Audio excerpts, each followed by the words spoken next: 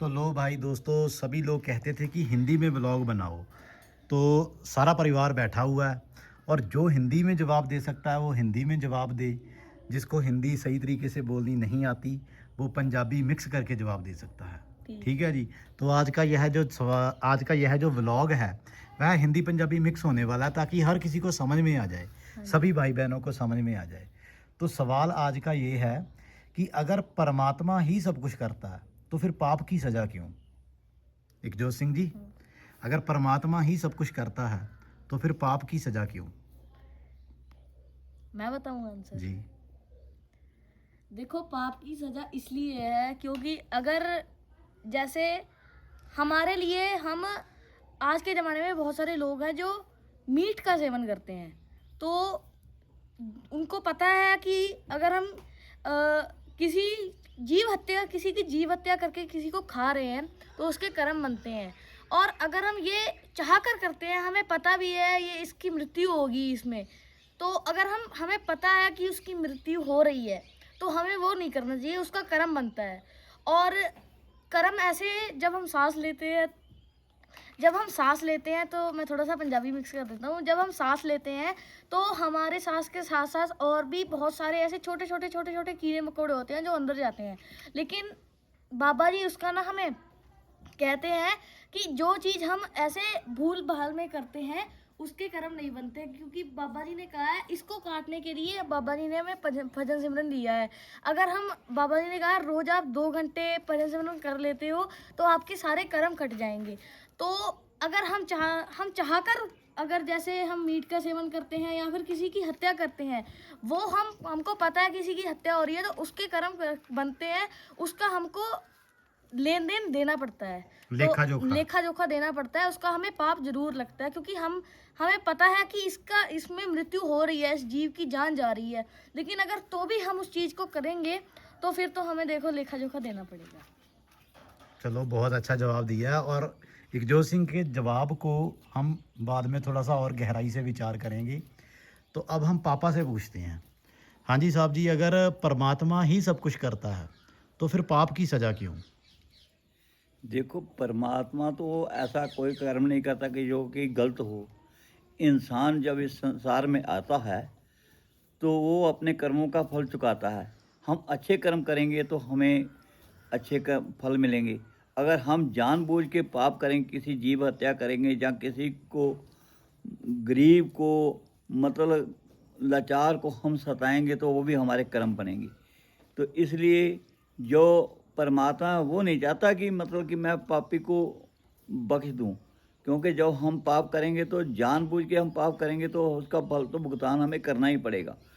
अगर हमारे अनजाने में कोई पाप होता है तो उसको तो माफ़ी मिल सकती है, पर जब हम जानबूझ के कोई पाप करेंगे तो वो तो भुगतान करना पड़ेगा। परमात्मा ये नहीं कहता कि मतलब कि इसने पाप किया तो इसको बख्शा जाए, वो कभी बख्शा नहीं जाएगा। जो पुण्य करेगा उसको पुण्य का फल मिलेगा, जो पाप करेगा उसको पाप का भागी होना पड़ेगा, वो पाप का फल उसे मिलेगा।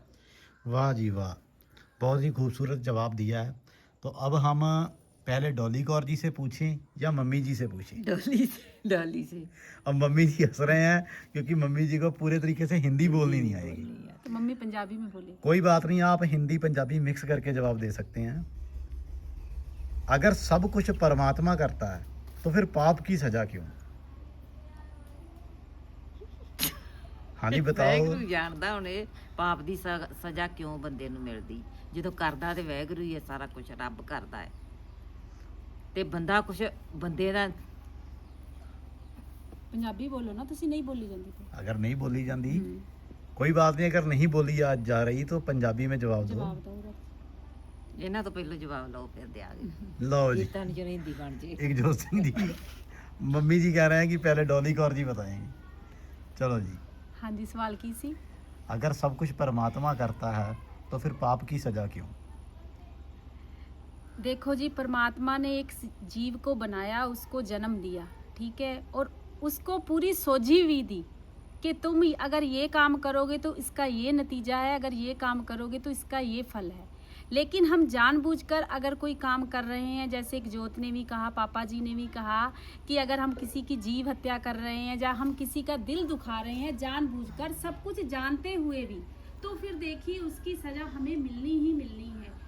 सज़ा की बात पर आए तो बाबा जी ने अपने सत्संग में बहुत बार फरमाया है कि अगर जैसे एक खेत दूसरे खेत के साथ अगर जुड़ा हुआ है ना, तो एक गेहूं का जो छिटा होता है, जो गेहूं का तिनका भी अगर उड़कर भी उस खेत में चला जाए ना, तो भाई उसका भी हमें भुगतान करना पड़ता है। ना कि हमने उस खेत से उठाया भी नहीं है, उस खेत से हमें कोई मतलब भी नहीं है, लेकिन वह उड़कर गया और वह हमने खा लिया और उसका भी हमें भुगतान करना पड़ा। क्योंकि ये तो जो संसार में हो रहा है, हम सब कुछ जान रहे हैं, लेकिन उसके बाद भी जानबूझकर अगर हम कोई गलत काम करते हैं तो सज़ा मिलनी ही मिलनी है। वाह जी वाह, बहुत खूबसूरत जवाब, बहुत अच्छा जवाब दिया है डॉली कौर जी ने। लेकिन इस चीज़ को थोड़ा और गहराई से विचारने की ज़रूरत है। हाँ जी। तो अब मम्मी जी से पूछते हैं। हाँ जी साहब जी। ये ਜਿਹੜਾ ਮਨ ਹੈ ਨਾ, ਜਾਣ ਕੀ ਜਾਣ ਔਗਣ ਕਰਦਾ, ਮਹਾਰਾਜ ਜਿਹੜਾ ਜਾਣ ਕੇ ਔਗਣ ਕਰਦਾ, ਸਾਰੀਆਂ ਬਾਤਾਂ ਜਾਣਦਾ ਹੈ ਤੇ ਔਗਣ ਕਰਦਾ ਹੈ। ਜੋ ਕਰਨਾ ਤੇ गलती परमात्मा- करता है। ਗਲਤੀ ਕਰਦਾ ਹੈ ਤੇ ਕਰਨਾ ਤਾਂ ਪਰਮਾਤਮਾ ਨੇ ਹੈ ਜੋ ਕਰਨਾ। अब ਬੰਦਾ ਕੁਝ ਨਹੀਂ ਕਰ ਸਕਦਾ, ठीक ਬੰਦੇ है। ਦੇ ਹੱਥ 'ਚ ਕੁਝ ਨਹੀਂ ਹੈਗਾ। फिर आदमी को सजा क्यों मिलती है पाप कर्म की, अगर सब कुछ परमात्मा करता है तो? ਉਹ ਫਿਰ ਜਿਹੜੀ ਗਲਤੀ ਕਰਦਾ ਉਹਦੀ ਸਜ਼ਾ ਦਿੰਦਾ ਉਹ। ਜੇ ਬੰਦਾ ਜਿਹੜੀ ਗਲਤੀ ਕਰਦਾ ਹੈ ਨਾ, ਜੋ ਗਲਤੀ ਕਰਤਾ ਹੈ ਉਹਦੀ ਸਜ਼ਾ ਮਿਲਦੀ। वाह जी वाह। ते मित्र प्यारियों, बात ये है कि अभी पंजाबी व्लॉग तो अपने सभी को अपलोड होते थे, आप सभी लोग देखते थे, लेकिन पहला हिंदी व्लॉग है और धीरे धीरे आदत जो है वो पड़ जाएगी।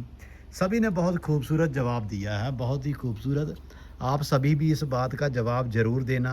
और यह जो व्लॉग है ना, यह सिर्फ़ जिनको पंजाबी समझ में नहीं आती उन लोगों के लिए है, उन सभी भाई बहनों के लिए हैं।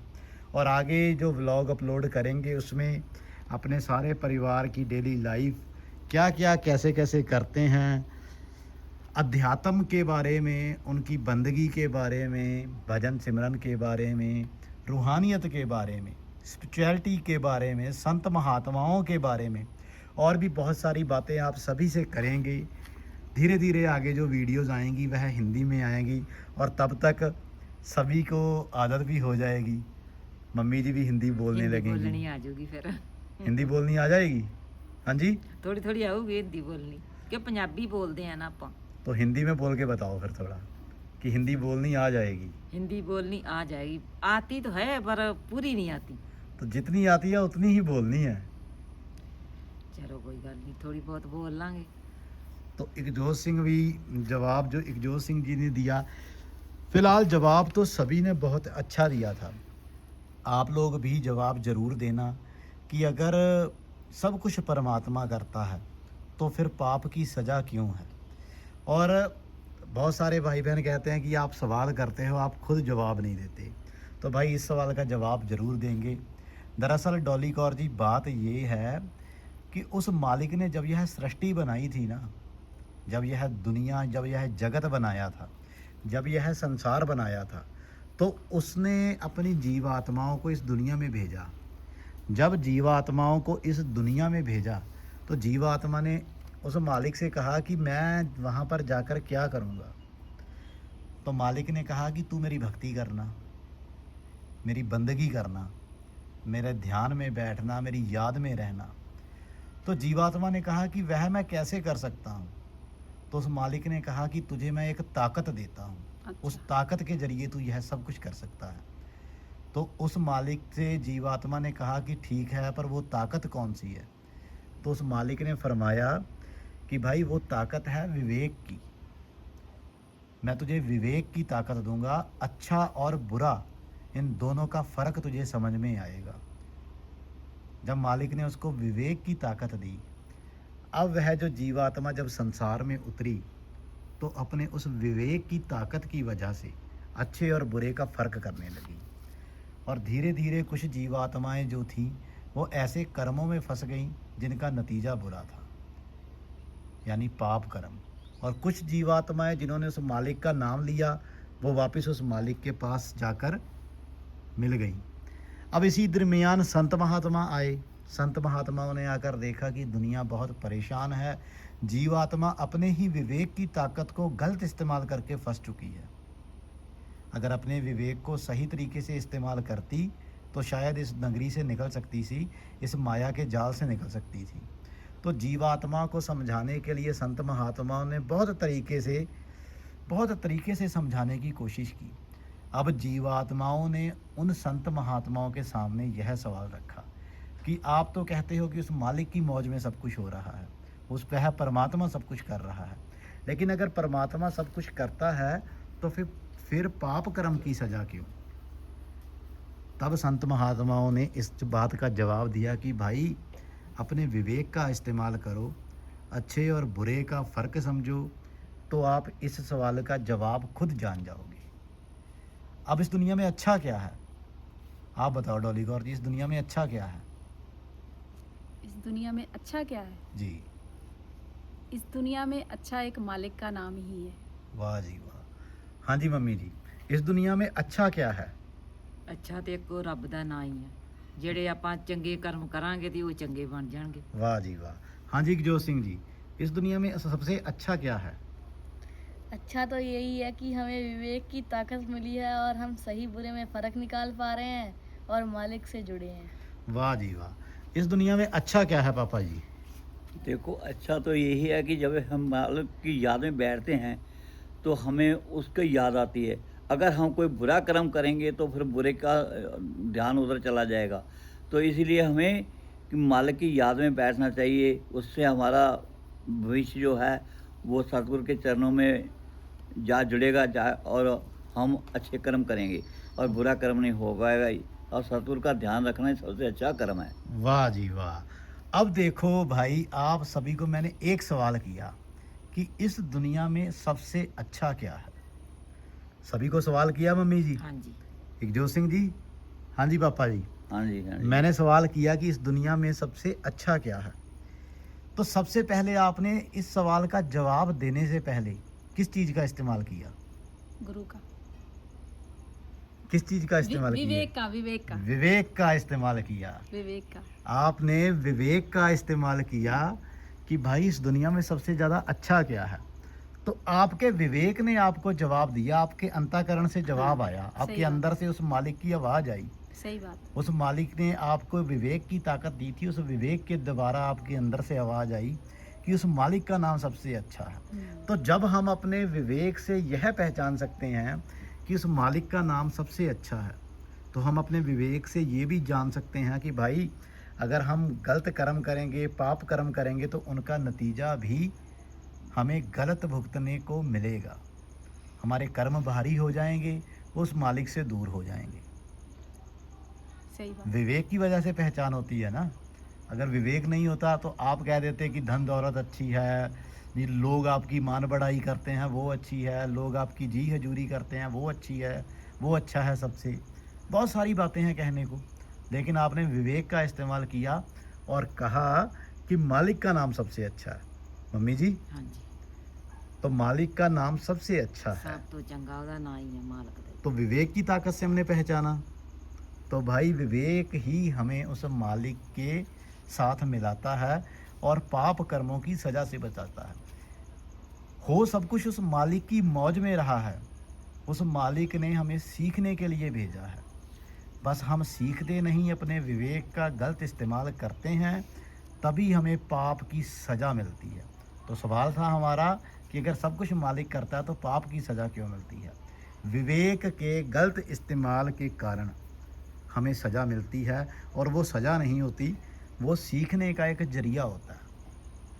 जिस दिन हमारी आत्मा सीख जाएगी उस दिन मुक्त है, उस दिन मुक्ति मिल जाएगी। ਮੁਕਤੀ ਮਿਲ ਜੂਗੀ, ਚੰਗੇ ਰਾਹ ਤੇ ਤੁਰਾਂਗੇ। लेकिन साहब जी, अब इस चैनल पर हिंदी में व्लॉग आएंगे और आपको हिंदी में बोलना पड़ेगा। अच्छे राह पे चलेंगे वाह जी वाह, तो फिर गुरु दयाल हो जाऊगा। वाह जी वाह। और दो चार लाइनें बोलो हिंदी में। हिंदी बोलनी थोड़ी जी ना वो लगती है करड़ी, कभी बोली मुश्किल नहीं लगती हिंदी, है। मुश्किल लगती है। करड़ी दा मतलब मुश्किल लगती है। मुश्किल लगती है। चलो कोई बात नहीं, आपकी हिंदी को हम ट्रांसलेट करते रहेंगे। इतने तो हमारे भाई बहन भी अब पंजाबी समझने लगे हिंदी समझने, पंजाबी भी समझने लगे हैं, हिंदी भी। तो चलो भाई मित्रों, सारे भाई बहन अब डॉली कौर जी से मीराबाई का एक शब्द सुनते हैं।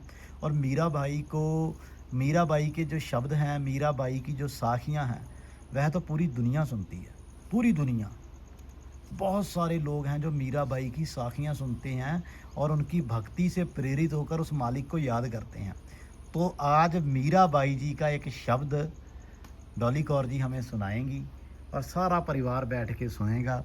और अगर आपको अध्यात्म से जुड़ी हुई बातें अच्छी लगती हैं, परमार्थ से जुड़ी हुई बातें अच्छी लगती हैं, तो आप हमारे इस चैनल को फॉलो कर सकते हो, हमारे यूट्यूब परिवार का हिस्सा बन सकते हो। वैसे तो व्लॉग हमारे पंजाबी में आते थे, लेकिन आज सभी भाई बहनों के कहने पर हिंदी में व्लॉग अपलोड कर रहे हैं। और अगर बोलने में कोई गलती हो जाए तो उसके लिए माफ़ी। तो डॉली कौर जी से अब हम एक बहुत ही प्यारा भजन सुनेंगे और उसके बाद व्लॉग को एंड कर देंगे। बाणी मीराबाई जी। नदिया गहरी नाव पुरानी, किस विद उतरू पार, नदिया गहरी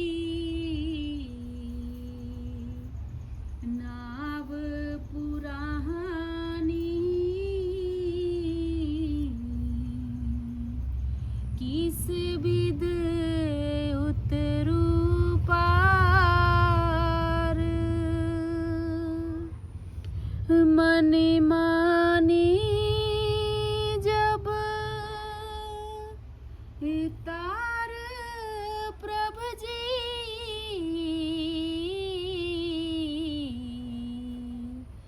मन मानी जब तार, नदिया गहरी नाव पुरानी, किस विद उतरू पार, वेद पुराण बखानी महिमा,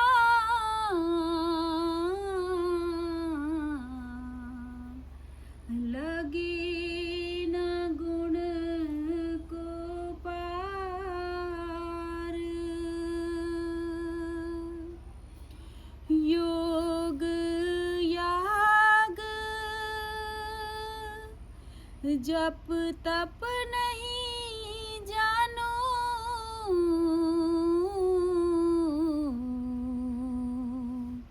नाम निरंतर सार, नाम निरंतर सार, बाट तकत हो कब की ठाड़ी,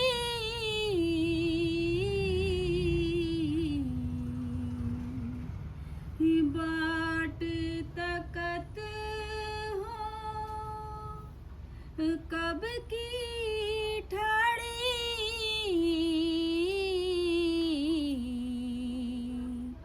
त्रिभुवन पालनहार,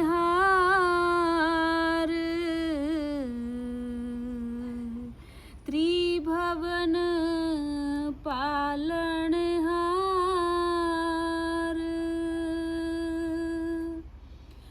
मीरा के प्रभु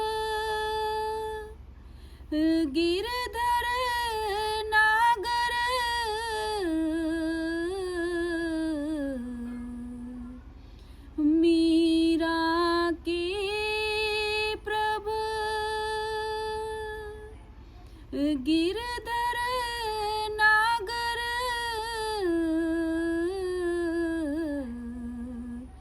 चरण कमल बलिहार,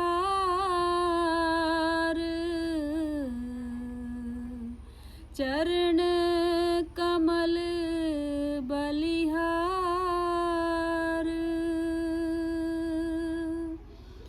नदिया गहरी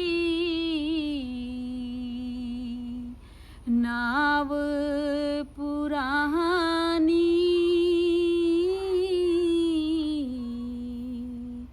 किस विध उतरूं पार,